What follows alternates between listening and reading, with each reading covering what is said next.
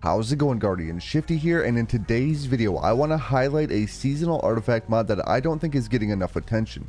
Of course, the mod I'm talking about is Classy Restoration. And I'm just kidding about that. Everybody's talking about Classy Restoration. The mod that I'm actually going to be talking about today is called Unquenchable Thirst. It's a helmet armor mod and it only costs 1 energy, as opposed to going in the class item, which is already crowded this season.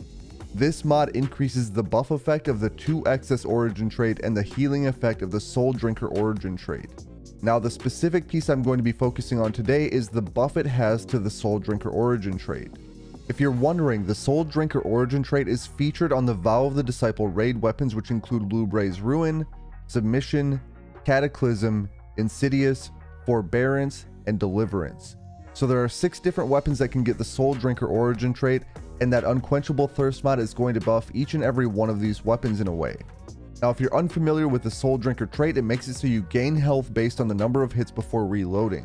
Now, more specifically, if you have that Unquenchable Thirst mod equipped, it's going to double the health that you gain from the Souldrinker origin trait. Now, before Unquenchable Thirst was available this season, the Souldrinker origin trait was not incredible. It gave you a nice little bump to health, but it wasn't a substantial source of healing. Now that we do have the Unquenchable Thirst mod, you can combine it into a build with Classy Restoration, as well as a Well of Life Elemental Well build. In fact, that has been my go-to Warlock build this season. Using Classy Restoration gives me health upon using my class ability. Wells of Life give me a little bit of healing when I pick up any Solar Elemental Wells, and combining that with the Unquenchable Thirst mod with some Vow of the Disciple raid weapons makes my character very tanky. So much so that this has been my go-to build for pretty much every solo flawless dungeon I've done this season. Now, for the most part, the Vow of the Disciple raid weapons all work pretty well with the Unquenchable Thirst mod, but my absolute favorite weapon with it is the Forbearance. This is a wave frame grenade launcher, so you can get several hits on an enemy with 1 shot. In addition to that, I have a roll with chain reaction, which helps clear adds out to a large degree. Now, combine that with the Unquenchable Thirst mod and the Souldrinker origin trait, and all of those hits with the grenade launcher are going to return a substantial amount of health. So if you're running around killing a bunch of enemies with Forbearance and you have some sort of other healing build, you'll pretty much be unstoppable. Now, before I leave you today, I just wanted to show you some of these Vow of the Disciple raid weapons in action alongside the Unquenchable Thirst mod. You can see here I am getting bumps of health due to submission. It's not incredible, but it is pretty decent. And you have to remember, if we didn't have the Unquenchable Thirst mod, it would be cut in half.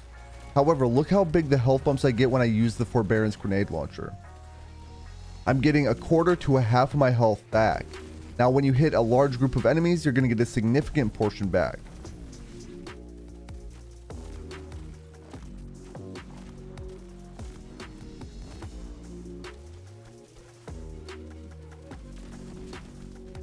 Again, there's Forbearance, and this is on my Warlock build where I also have a Well of Life build.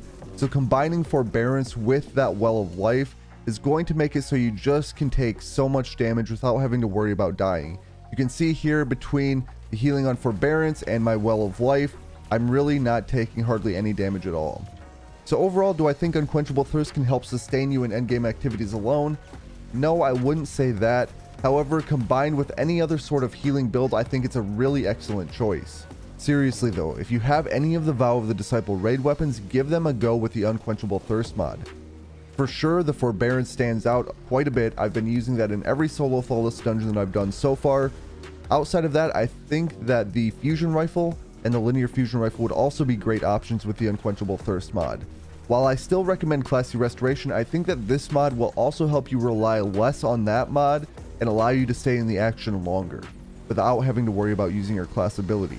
If you've missed out this season, I've already done a solo flawless run of Duality on both a Warlock and a Titan, which I have posted on my channel. I also posted a solo flawless run of the Prophecy dungeon, and I'm soon going to be posting a solo flawless run of the Grasp of Avarice dungeon as well.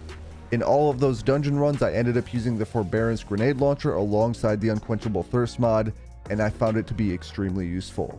So I just wanted to bring your attention to this mod that you may have been sleeping on this season. If you do end up enjoying today's video, make sure to hit that like button and subscribe to my channel. I just want to thank you for watching, and I'll catch you on the next one.